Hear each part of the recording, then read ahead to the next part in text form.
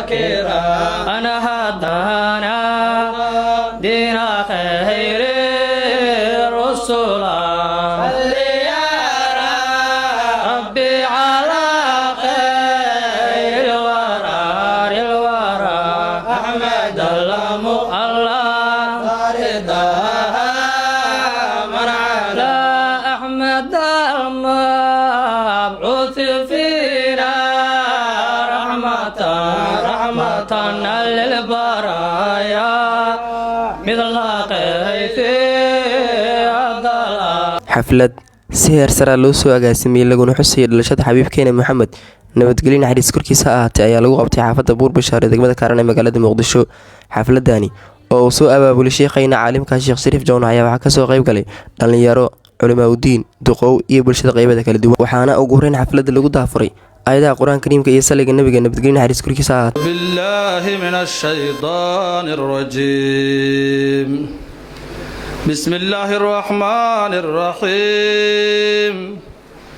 ألم تر كيف فعل ربك بأصحاب الفيل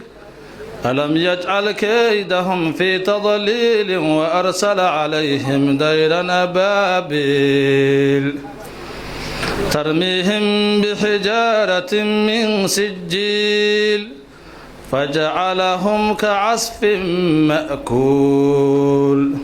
صدق الله العلي العظيم يا رسول الله كنت رجاءنا وكنت بنا ولم تك جافيا ولم تك جافيا صلاة من المولى ونور لنا بدا الله على القدر قدرا وفيها sidoo kale waxaa goobta muxaadarooyin aad u macaan ka jeeday culimadii xafladda ka soo qayb gashay. xadiidkii Bukhari iyo Muslim ay soo saareen iyo qeyrkooda wuxuu nabiga dhahay calayhi salaatu wasalaam ucdiitu khamsan lam yucdahunna axadun min al-anbiyaa'i qabli shan walxaato ayaa laysiiyu leeyahay nabiga calayhi salaatu wasalaam oo axad ambiyadii ka mid oo iga horeeyeen aan la siinin. shantaas waxaa ka mid ahay وكان النبي يبعث إلى قومه خاصة وبعثت إلى الناس كافة. أنبيادي يقول رأي النبي كستو كمدا وحالو ديري قولada أو كذا شكليه أما أنيقا وبعثت إلى الناس كافة dadkoo dhan ayaa rasuul u leeyahay nabiga calayhi salaatu wasalaam. waxay ka mid tahay khasaa'iskiisa calayhi salaatu wasalaam. waxaa la yidhi dhalashada inta habeene annagana soo martay waxaa noogu fadli badan habeenku nabigu dhashay sallallahu alayhi wasallam.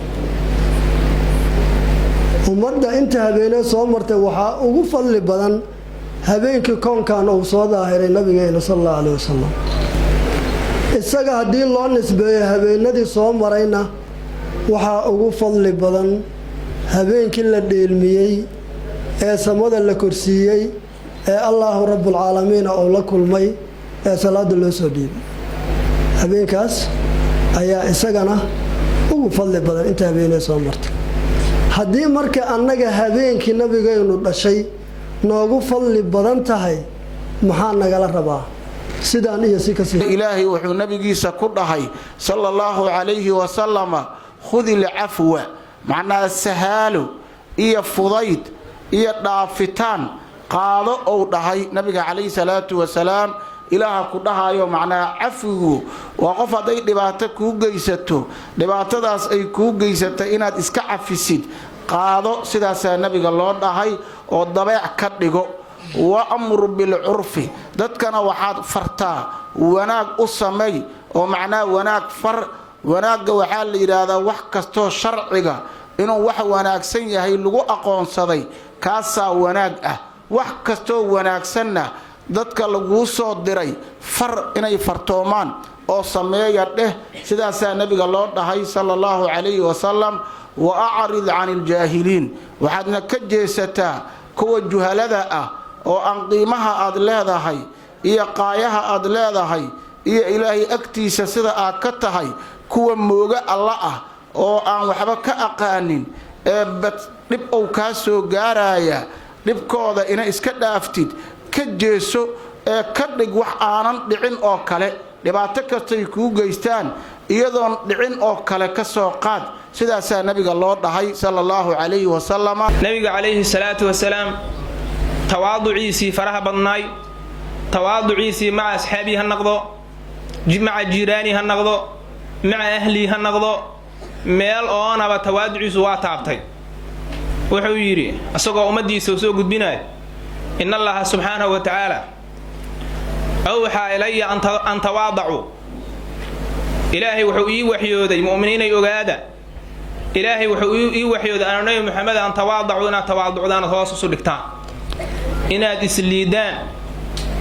ugu dambeyn waa xafladda soo xiray Sheekh Shariif Jawnax asagoo u mahad celiyay qof kasta oo ka soo qayb galay kulankan quruxda badan aanu mahad celinaynaa rabbigayna jalla jalaaluhu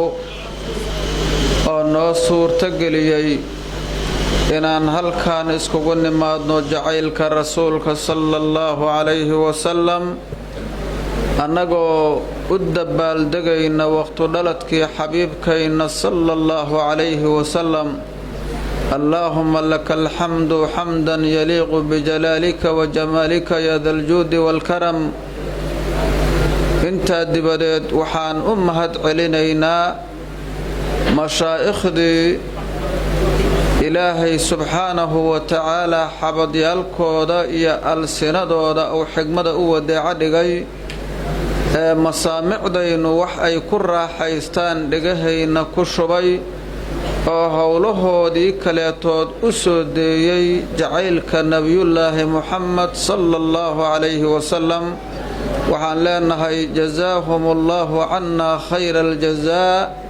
xaggayna khayr allah uga jaaziyo sidoo kale waxaan u mahad celinaynaa maadixiintii nabiga ammaaneen sallallahu alayhi wasallama ee runtii waxyaabo qalbiga dhalaaliyay oo mashaacirtayna iyo dareemayaalkayna isbeddel ku sameeyay halkaan ku soo bandhigeen ayagana waxaan leenahay shabaab aljanna allaha ka dhigo ilaahayna cilmi naafica allaha siiyo qulubtoodana anwaar iyo xigmooyin allaha ka buuxiyo waalidiintii soo tarbiyeeya mucallimiintoodii iyo mashaayikhdoodina dembigooda allaha dhaafo waxaan u mahad celinaynaa أحبابت جعيلك رسولك انت اتمدي صلى الله عليه وسلم إيا كوا بنانك فرديي عن رق إيا ماركتاهاي دمر أكلا يرين دمان تورغنتيغ ديشا اسكاغا ديغاي سيداي حفلدان غروحدا بدن أي هل كان أغدعي لهاد مسجد كان إلهي بيت كيسا حافظ رنتي مركز كيدا إيا سالدقادا waxaan leenahay intii deeq ku bixisay iyo intii tala ku bixisay iyo intii adeeg ku bixisay wax qurxoonaada haddaad aragtid iskama qurxoonaadaane waa loo qumay akhyaar ayaa u quntay marka akhyaar aan gabdho iyo wiilal iyo dhallinyaro iyo odayaal iyo hooyooyin aan u kala socnaynaa xafladda tan u istaagay waxaan leenahay ilaahay intii u istaagtay khayr jaziila allah ku abaalmariyo Umar Ali Xasan Jamaacatu Sheekh Nuur Umar Muqdisho